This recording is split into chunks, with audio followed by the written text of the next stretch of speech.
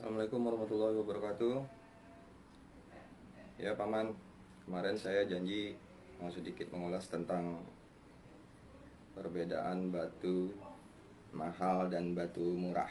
Dalam hal ini synthetic stone ya, kita tidak berbicara tentang batu lain alias batu pabrikan yang kita bicarakan ini.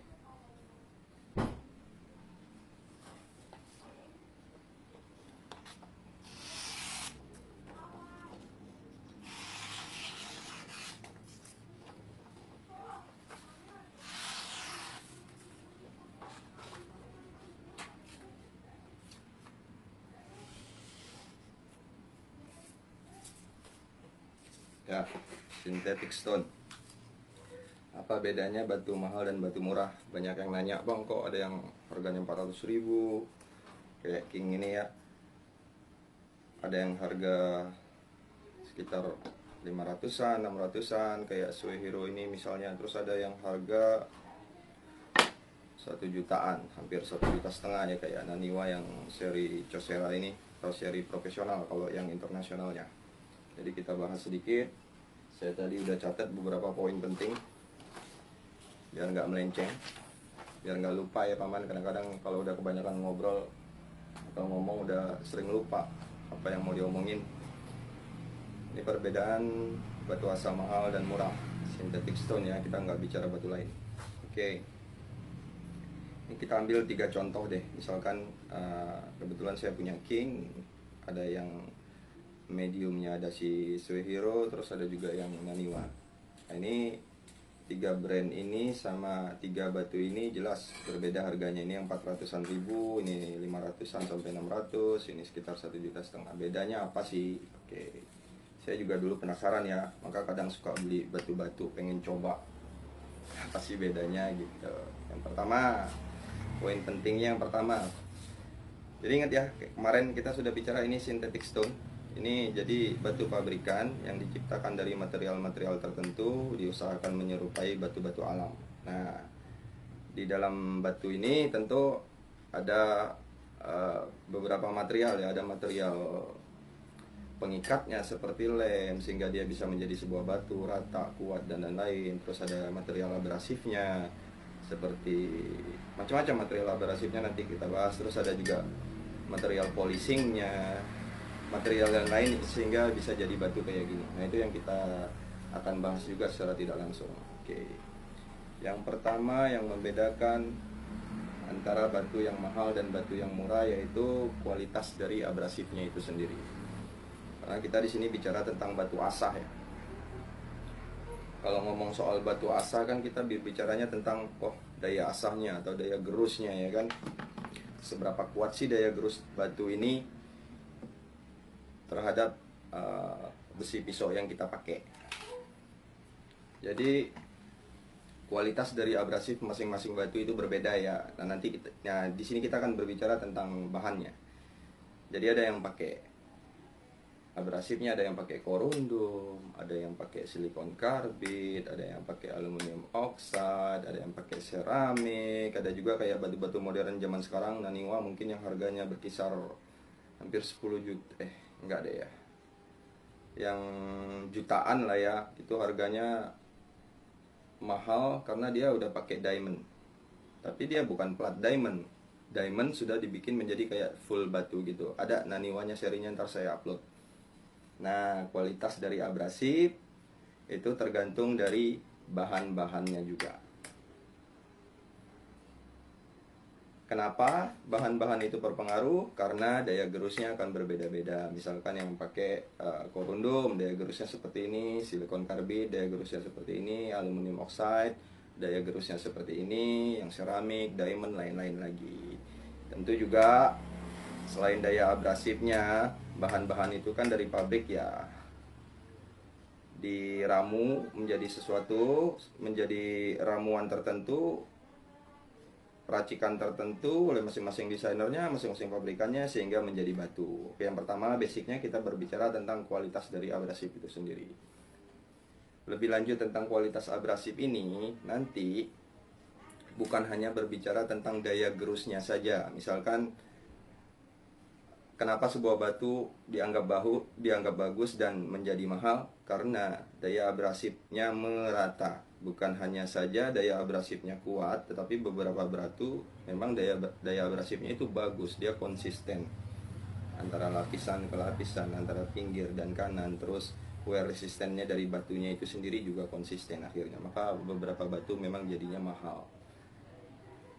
Ya, itu ya konsistensi dari batu, daya abrasi, pengaruh daya batu itu sendiri terhadap hasil itu akan berpengaruh dari material yang dipakai ini. Apapun itu. Kan soalnya banyak yang bilang, "Bang, batu murah juga abrasifnya tinggi kok, buat apa pakai batu mahal?" Iya. Saya tidak mensanksi itu bahwa batu murah juga atau amplas atau apapun itu, lembaran apa atau abrasif apa, banyak kok yang bisa dipakai menjadi media asal. Intinya kadang-kadang kalau kita sekedar mencari abrasifnya saja, banyak yang mempunyai daya abrasif kuat dan bisa atau mampu menggerus besi-besi pisau yang kita punya. Tapi nilai konsistensinya itu yang berbeda nanti dari setiap racikan setiap batu. Konsistensi itu kayak mana sih bang? Misalnya gini, ya kalau kita biasa ngasah misalkan kayak beberapa pisau dengan model beberapa edge atau beberapa bevel, misalkan ini pisau dapur ya, pisau chef. Jadi dia bevel kecil kan, sama kayak pisau sembelih. Terus misalnya pisau-pisau yang kayak gini, yang semi puko atau puko, ini yang ber wide bevel namanya. Wide bevel itu bevelnya lebar, otomatis kita ngasahnya, apalagi dia zero, kita ngasahnya harus dari sini sampai ke sini. Ini akan ada bekas asah. Nah, di wide bevel paling gampang sekali kelihatan bekas-bekas asah itu. Itu yang dimaksud dengan konsistensi dari daya abrasif batu ini sendiri. Konsistensi itu setiap batu berbeda, makanya nanti batu-batu ada yang memang menurut cerita bagus, atau menurut di komunitas-komunitas ini bagus. Kalau kita yang bevel-bevel kecil ini, kita ya kelihatan sih, cuma nggak begitu kelihatan. Kalau udah mengkilat ya mengkilat aja. Nah, kebanyakan akan sangat kelihatan ya di wide bevel ini. Kalau teman-teman mungkin ada yang terbiasa mengasah wide bevel juga, itu akan ketahuan batu mana yang kira-kira meninggalkan bekas guratan yang konsisten sama yang tidak.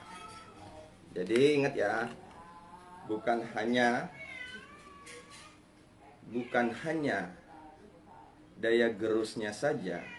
Kalau kita berbicara tentang kualitas abrasif, bukan hanya kemampuan gerusnya saja, tetapi seberapa konsisten dari bahan abrasif itu sendiri menghasilkan permukaan yang rapi, daya gurat yang rapi, atau ya agak-agak acak atau kayak gimana. Itu ya nanti yang disebut tentang konsistensi dari abrasifnya itu. Kira-kira begitu kalau kita berbicara tentang kualitas dari abrasif itu sendiri. Ya, bukan hanya bahannya, bukan hanya ininya, komposisinya, campurannya, sehingga dia membuat daya gerusnya itu menjadi sangat-sangat konsisten. Itu yang pertama, kualitas abrasif. Kita lanjut pada poin yang kedua. Poin yang kedua ya masih bersangkutan dengan abrasif juga. Artinya yang kedua di sini kita akan berbicara tentang waktu dan efektivitas. Waktu sama efektivitas dalam mengasah. Tentu tadi kita bicara tentang abrasif. Bahan-bahan tertentu, misalkan kita bandingkan ini antara seramik sama silikon karbid. Kuatan mana sih daya gerusnya? Oh jelas kuatan keramik. Secara research dan lain-lain, jelas keramik lebih abrasif dibanding silikon karbid. Ya, misalkan, atau berbanding korundum dan lain-lain. Jadi, kalau batunya dengan material seramik dan ternyata seramik itu punya abrasif yang tinggi, dan ternyata juga seramik itu tersedianya serbuk-serbuk seramik dan material seramik itu dari alam agak mahal, ya otomatis batunya juga jadi agak mahal. Maka itu juga menjadi salah satu pembeda kenapa batunya ada yang mahal dan ada yang murah. Terus berbicara tentang waktu dan efektivitas tadi, karena dia pakai bahan yang lebih menggerus, tentu waktu kita dalam mengasah juga lebih cepat untuk membentuk bevel, baik itu hanya untuk mempertahankan tajam atau sharpening biasa. Lebih cepat, tentu lebih efektif. Apalagi kita yang bekerja rutin dalam mengasah alat-alat kita, baik itu pisau dapur, pisau chef, atau pisau sembeli kita, atau pisau-pisau outdoor kita, macam-macam. Intinya batu yang bagus juga akan mempengaruhi waktu dan efektivitas kerja kita. Ya itu memang pilihan ya Paman. Kadang-kadang beberapa batu seperti misalnya King. Oke. Apa sih bedanya King sama Suehiro atau Naniwa? King bagus, daya gerusnya bagus, tapi kalah cepat dengan batu seperti Suehiro dan Naniwa. Kita belum berbicara yang lain ya, itu kita berbicara kecepatan abrasifnya saja dalam menggerus besi-besi yang diasah. Misalkan King, kita sharpening biasa, King butuh 10 kali pas, bolak-balik, sementara di Suehiro 5 kali pas sudah ketemu matanya, udah tajam kembali. Jadi itu juga akan mempengaruhi waktu dan efektivitas kita. Nah yang ketiga, kita masuk poin ketiga. Poin ketiga yaitu daya tahan batu asahnya itu sendiri. Kemarin kita ulas masalah keras dan lembutnya batu ya, pengaruh abrasif dan wear dari batu itu sendiri. Nah sekarang kita berbicara tentang daya tahan batu asahnya sendiri. Daya tahan ini kaitannya sama konstan habisnya batu. Biasanya material yang bagus dia habisnya juga konstan karena dia rata penempatan abrasifnya, campuran abrasifnya tadi udah kita bicarakan sendiri. Itu akan berpengaruh. Misalnya contohnya Naniwa. Naniwa yang ini harga sekitar 1.400.000 atau 1.3 lebih, itu dia lebih keras memang dibandingkan King. Kalau yang ini lebih cepat habis, yang ini ya agak lama sih wear resistennya dari batu itu sendiri. Tapi bukan hanya itu sih. Artinya kadang-kadang beberapa batu memang sengaja dibuat lebih keras untuk tujuan tertentu. Hanya saja dalam beberapa kasus batu yang mahal dan batu yang murah wear resistennya berbeda. Memang banyak batu yang mahal dia lebih awet. Contohnya Sapton juga, Sapton sama King. Sapton lebih awet karena dia lebih banyak seramiknya berbanding dengan King. Ingat ya tadi kita sudah berbicara tentang material yang ada di dalam ini. Ada polishing agent, ada abrasive agent, ada agent-agent yang untuk ngebonding seperti penyatunya, lem, apa segala macam kita nggak tahu. Orang pabrikan yang tahu, mereka punya resep untuk ini sehingga menjadikan sebuah batu. Intinya kalau kita bicara batu itu batu secara keseluruhannya. Karena kita akan masuk poin keempat. Ini poin keempat yang sangat-sangat penting yang menjadi pembeda antara batu mahal dan batu murah. Apa sih? Yaitu user experience. Nah, ini artinya sudah berbicara tentang resep. Resep racikan sehingga membuat kita menggunakan batu ini menjadi mempunyai rasa berbeda. Makanya disebut dengan pengalaman penggunaan. Oke, apa saja yang menjadi poin dalam berbicara tentang pengalaman dalam menggunakan batu. Pengalaman dalam menggunakan batu macam-macam. Batu masing-masing resep akan menghasilkan satu yang namanya tactile feeling. Tactile feeling itu rasa, sentuhan, itu akan berbeda guratan. Misalnya nih saya kasih contoh antara King sama Suehiro. Begitu kita ngasah nih di King sama-sama 1000 ya, sama Suehiro yang serak ini. Kok rasanya begitu dari King pindah ke Suehiro ini kok Suehiro ini lebih lembut ya. Suaranya juga, rasa batunya, tapi tidak mengurangi daya gurasnya, daya gerusnya maksudnya, daya abrasifnya. Suehiro malah lebih abrasif dibandingkan King ini. Tapi rasa di besi yang keluar gitu, baik rasa di tangan, rasa di kuping atau apa gitu, ini batunya lebih lembut berbanding King. Beda lagi antara Suehiro dengan Naniwa 1000. Suehiro dengan Naniwa 1000 berdasarkan yang saya pakai, ini beda lagi tactile feelingnya. Berasa semut, berasa nyaman, berasa tahu-tahu udah tergerus saja besinya. Nah itu yang pertama, tactile feeling yang dari user experience tadi ya. Yang kedua, kita berbicara tentang feedback. Nah, ini udah hasil dari komposisi, udah hasil dari resep dari para peramu batu ini. Ingat ya, bukan hanya abrasifnya saja. Terus karena ini di sini ada bahan-bahan lain sehingga menjadi sebuah resep menjadi batu asah ini. Artinya batu asah itu kadang bisa mahal gara-gara dia menciptakan sesuatu yang berbeda dibanding yang lainnya. Yang tadi sentuhannya beda, rasanya beda. Nah yang kedua ini adalah poinnya tadi udah kita omong, feedback. Feedback itu apa sih? Feedback itu kayak ya apa, batunya ngasih tahu kita nilai balik.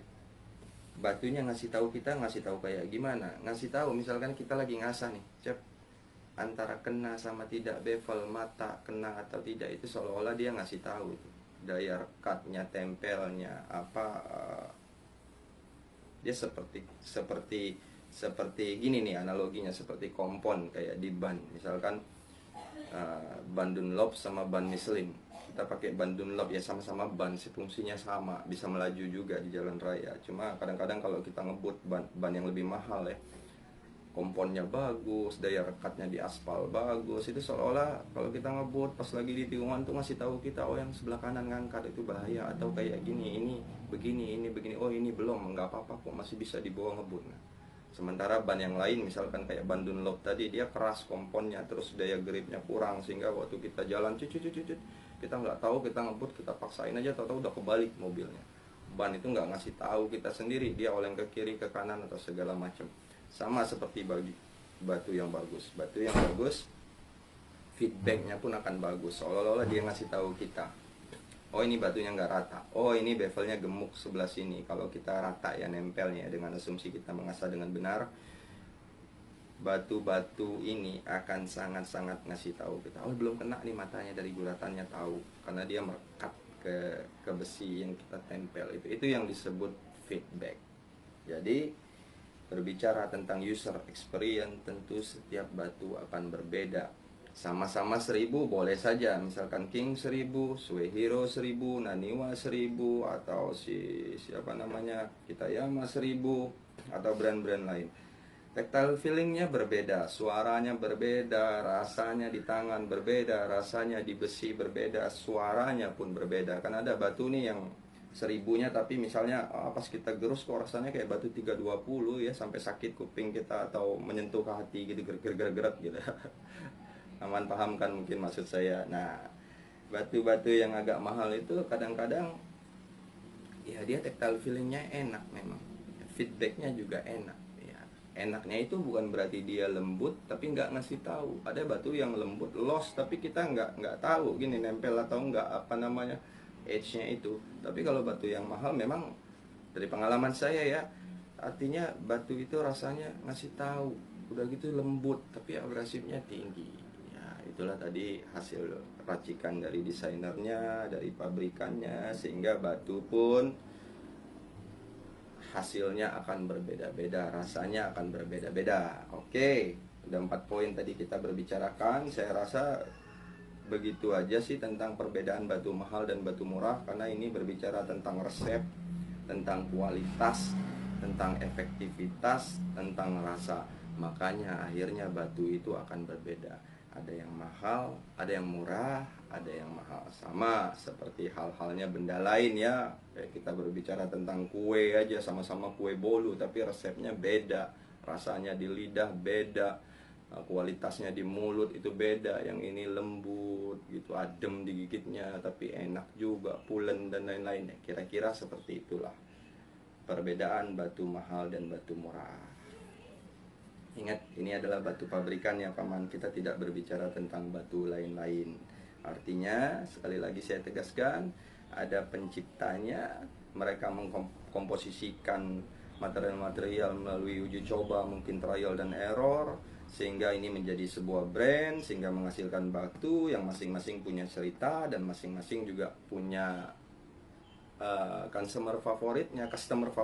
Artinya kalau Anda suka yang King silakan, mau suka Suehiro silakan, mau suka Naniwa atau suka Kitayama atau suka Subtone ya silakan. Cuma itu tadi saya hanya berbicara dari sisi material dan rasa, karena itu akan sangat berpengaruh terhadap batu itu sendiri, serta racikan-racikan yang diusahakan sempurna oleh pembuatnya. Walaupun sampai hari ini nggak ada sempurna ya, cuma ibaratnya mereka berusaha mengarah ke situ.